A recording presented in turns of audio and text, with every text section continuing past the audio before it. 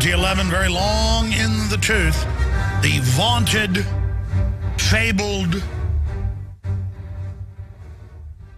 2012 is about to be here. And right on time, as we reported yesterday, now Reuters and others are running around in circles covering it. The Iranian government is saying they're about to do a drill to shut down the Strait of Hormuz. And since yesterday's announcement, Iran's army has declined to comment on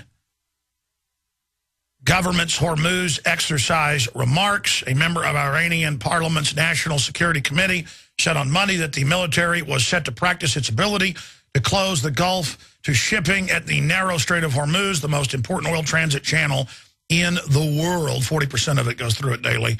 But there was no official confirmation. The legislature, Perez Sarvari, told the student news agency, soon we will hold a military maneuver on how to close the Strait of Hormuz. If the world wants to make the region insecure, we will make the world insecure. Now let's stop right there. Every security analyst, not even worth their salt, knows. Just like every economist knows, unemployment's been above 22% for about 3 years. Not 9% like Obama says. And he's going to have it down to 8 by Christmas. It's fairy tales. Anyone who knows anything about geopolitical systems knows the first thing the Iranians are going to do is blow up some of their own derelict ships they've got all tied up along those cliffs there and sink them and mine that, and nothing is going through there. And anybody does, they've got massive troops, hidden missiles, special forces there. They're going to be able to attack the ships. It's going to be a real war. Something the globalist army never really faces. They're normally just murdering and killing and stomping on dirt farmers to take control of their opium supplies. Now, continuing. Regardless of what you think of Iran, the facts are, for 5 years, it's been admitted that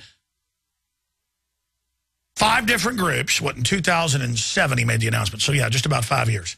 Bush put out a press release saying 5 groups, 4 of them known Al-Qaeda, real Al-Qaeda, same folks they shipped into Libya and now into Syria, very same names, same groups, same commanders, on record who say they're Al-Qaeda and fly the flags, real Al-Qaeda that's killed U.S. troops. They use them against Iran. See, this is real war, but the Al-Qaeda they hire is simulated. It's real U.S. troops dying, real Iranians dying. People are like, but why? They've got to have an enemy attacking our troops if we're going to be there. There's got to be a fight. See, the British today, if Gandhi would have tried to let him hit him in the head with billy clubs over in India and gone along with all that and let people see it and witness that the British were the ones out of control, less than 100,000 of them controlling 400 million Indians at the time. Now it's over 1 billion. 100,000 people controlling 400 plus million. Nowadays, they would just have some of their own people dressed up like Hindus shoot some British troops, and the British troops would just mow everybody down, and the Brits would get behind it because, well, somebody shot our troops. How do you deal with people that don't fight you?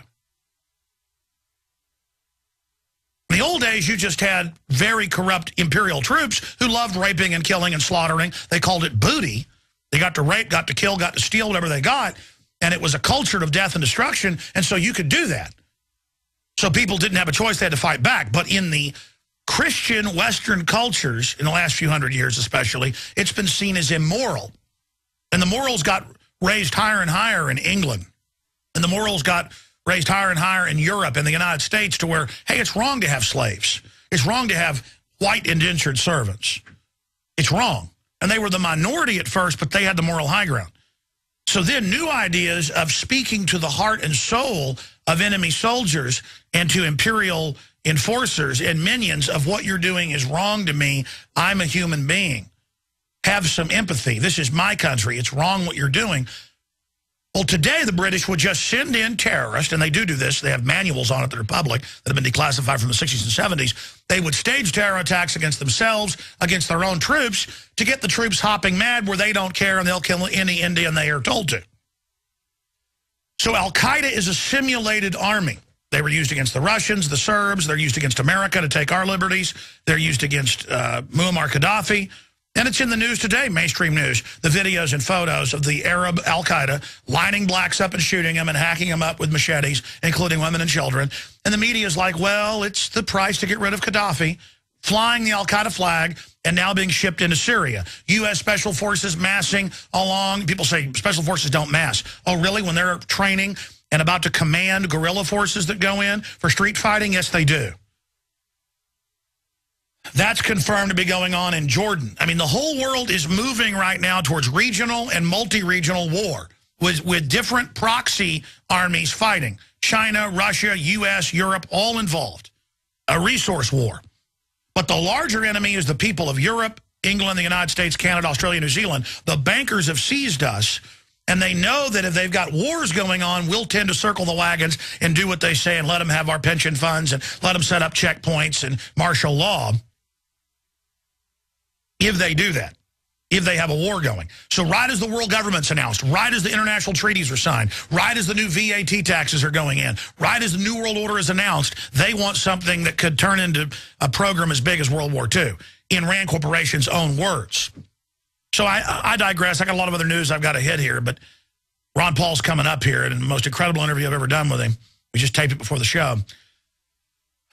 But began 14 minutes ago. The point I'm trying to get at here with you today is this. Iran has 4 al-Qaeda groups attacking them. They've got military bases blown up with giant craters on the ground. Obviously, those drones aren't just surveilling. There's obviously B-2 bombers dropping 2,000-pound bombs on them or bigger. They've got missile bases getting blown up, police headquarters, training centers blown up, general staff, military headquarters blown up, all in the last year. It's accelerating. And Iran knows the plan is to get them to attack. So what Iran is doing is saying, okay, you're going to do that. We've got our proxy armies ready to attack Israel on all sides, not with missiles from Iran, but through Hezbollah in Lebanon, through other systems. All of this is happening. That's why Netanyahu had to fire the former head of the Mossad who told him don't do it, because they understand what this is going to turn into. And it's going to be a bloodbath and a disaster. But the mega banks, it's going to be good. When the oil gets shut off to Europe, it's going to implode even faster. The globalists want to implode Europe so that they'll accept the banking dictatorship, in their own words, before they fully implode us and Asia. Europe's next on the chopping block. They've already destroyed Latin America. They've already destroyed much of the poor areas of Asia. They've annihilated Africa. Now they're moving into Western Europe. They've already annihilated Eastern Europe. Now they're moving into this area. Russia's run by corrupt thugs, but they have breeding programs. They don't want their population to go away. They're not eugenicists. And Russia is not under the New World Order's control. That's why it's the enemy. And I've done a deep analysis of it. That's the case. It's its own little crime syndicate, and Putin and others, the old hardline KGB people, threw out the Rothschild bankers who had taken control of the oligarchs and now have control of it. China is in deep with the New World Order, for my research, planning a double cross against Russia. And Russia discovered that in the 60s when they came to the U.S. government with a plan for Russia and the U.S. to jointly nuke China. And the United States said no, and it turned out had secret envoys the whole time. That's now been declassified. Turned their back on 49 on Chiang Kai-shek. You always heard the stories about guns that didn't have bolts and ammo that didn't have powder in them. It's now been released that our government put Mao Zedong in. That guy killed the most people in history. Just like they came out 5 years ago with the KGB files and the headline in the New York Times, McCarthy was right. It was the U.S. military at the top. It was the bankers. They funded Hitler. They funded Lenin. They funded all of it. The Russians double-crossed the bankers, got their country back, and is now basically a military state with Putin as a front guy. And they've got nuclear weapons, and they will use them. It was a ruse. The Cold War was a ruse and was staged. He was called Uncle Joe Stalin during World War II, when our government knew he'd killed 20 million people before World War II even started. But Russia is not Papa Rothschilds anymore.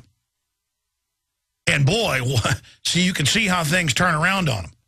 America has been fully captured by this. And so here's Iran under military attack, under all of this, putting up with it. And they're saying, now Obama says, you better give our drone back or we may do something. Under the rules of war, common sense, you don't give back a drone you shoot down that's illegally over your country. Imagine if Iran had a drone over here and it got shot down and Iran said, give it back. So they're now trying, they finagled that fake thing that the used car salesman was going to stage stuff. By the way, I didn't plug this. I tend to not hype things. Ron Paul is going to talk about false flags in the interview coming up. Oh, yes, you heard me. And Ron Paul is going to talk about martial law basically being legalized in America.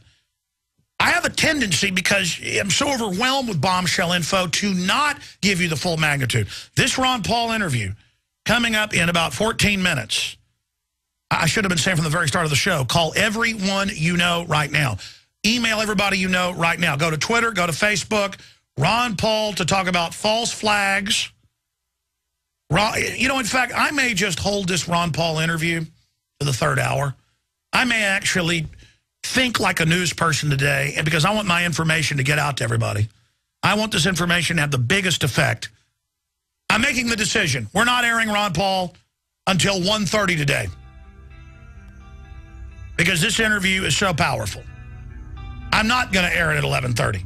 I want to give our own office time to get the Twitter out, the Facebook out, to get a blurb out on the website. Ron Paul to talk about Fast and Furious as a false flag, how Holder is a criminal. Oh, yeah, he went all the way. And more. He talked about martial law in America. We'll be back. If you believe in this information and want to support its viral spread, go to the InfoWars store at InfoWars.com. We've got the new G.I. Joe InfoWars T-shirts. We've got the incredible Pro Pure gravity-fed filters available at InfoWars.com in the store. We've got a new DVD, Scientists Under Attack, the Don't Tread on Me flag. We've got all sorts of different bumper stickers to help spread the rebellion virally. It's all there. Wristbands, citizen rule books in every order. Order online at InfoWars.com today. The water filters, the canteens. It's all there. InfoWars.com.